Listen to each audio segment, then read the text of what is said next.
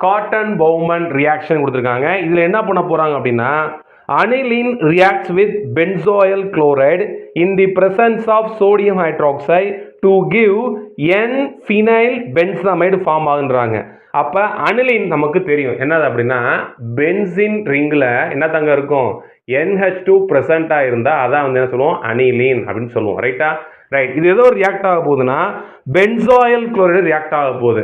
Benzoyl chloride, இப்போ acetyl chloride என்னது, CH3COCl. அதே மாதிரி பென்சாயில் குளோரைடு என்னது அப்படின்னா பென்சின் ரிங்கு போட்டுக்கோங்க. சரியா? பென்சின் ரிங் போட்டுக்கோங்க. அடுத்து என்ன ஆகுனா C double bond O Cl அப்படின்னு எழுதிக்கோங்க. இல்லையாச்சா? ரைட். பிரசன்ஸ் ஆஃப் என்னது அப்படின்னா என்னது, சோடியம் ஹைட்ராக்சைடு பிரசன்ஸில் பண்ணோம் அப்படின்னா நமக்கு என்ன கிடைக்கும் அப்படின்னா N-phenyl benzamide கிடைக்கும்ன்றாங்க. ரொம்ப சிம்பிள் சார். என்ன செய்யறேன் கவனிங்க தங்கங்களா, என்ன நடக்க போகுதுன்னு பாருங்க. இங்க இருக்கக்கூடிய ஒரு ஹைட்ரஜன் இந்த சியோட சேர்ந்து -HCl அப்படின்னு வெளியே போயிடும். வெளியே போன பிறகு ரிமைனிங் பார்ட்டை அப்படியே சேர்த்து விட்டுருங்க. என்ன நடக்கும் கவனிங்க. அப்படி எழுதுங்க சார், கவனி தங்க. என்னது, அந்த பென்சின் ரிங்க சார் இங்க போறேன், போட்டுட்டு என்ன இருக்கு, N ஒரு ஹைட்ரஜன் போயிடுச்சு, ஒன்று தான் இருக்கு. அப்போ NH பாண்டு, இங்க இருக்கக்கூடிய ரிமைனிங் பார்ட் என்னது, C டபுள் பாண்ட் O, அந்த அனதர் பென்சின் ரிங்க போட்டுற வேண்டியதான்.